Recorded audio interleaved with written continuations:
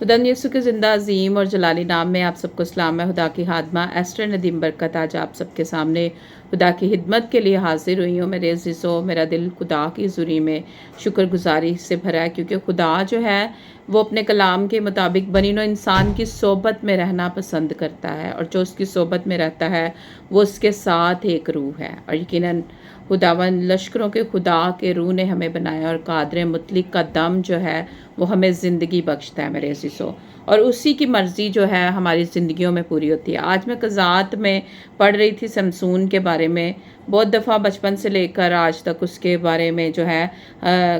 Bible में से जो है हम लोग कहानी भी सुनते आए अपने टीचर्स से भी, और अब खुद भी हम इन बातों को जो है पढ़ रहे हैं कि खुदा के कलाम में क्या लिखा है। कि समसून के बारे में ये लिखा है कि उसके माँ और उसके बाप को खुदावंद ने बताया कि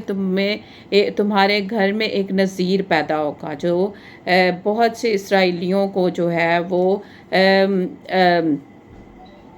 फ़िलिस्तियों से जो है वो रिहाई बख्शेगा। और मेरे अज़ीज़ों देखो, आपने समसून की जो है वो सारी स्टोरी जो है बाइबल में बारहा बार आपने पढ़ी होगी, मैंने भी पढ़ी है। कि देखें कि किस तरह से समसून जो है जो बातें खुदा ने उसके लिए मना की थी कि वो शराब को नहीं छुएगा, वो और उसके बाल नहीं काटे जाएंगे, उसको उस तरह उसके सर पे नहीं फिरेगा, और इसी तरह वो खुदा का ममसूह होगा, वो गैर औरत के पास या गैर कौम की औरत के साथ उसकी शादी नहीं होगी। लेकिन उसने वही काम किए जो उसके लिए खुदा ने मना किए थे। और मेरे अज़ीज़ों, मैं आपको बताना चाहती हूँ कि जब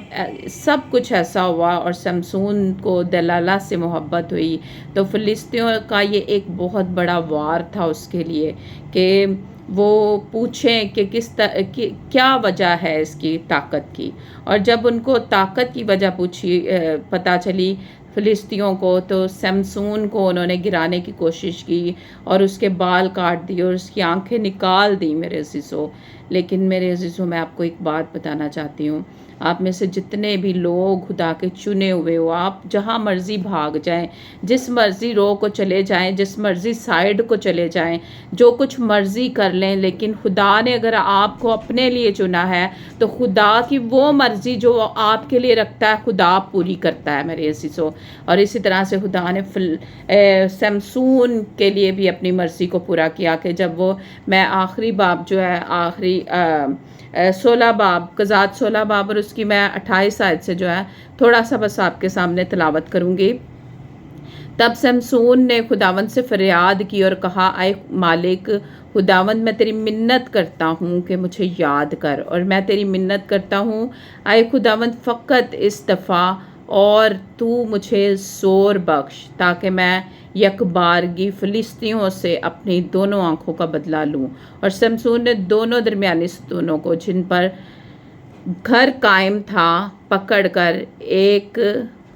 पर दाहिने हाथ से और दूसरे पर बाएं हाथ से ज़ोर लगाया। और मेरे अज़ीज़ों, आगे भी आप पढ़ सकते हैं कि उसने जब ज़ोर लगाया तो वो बिल्डिंग जो है, वो सतून जो है, वो उसके ज़ोर से,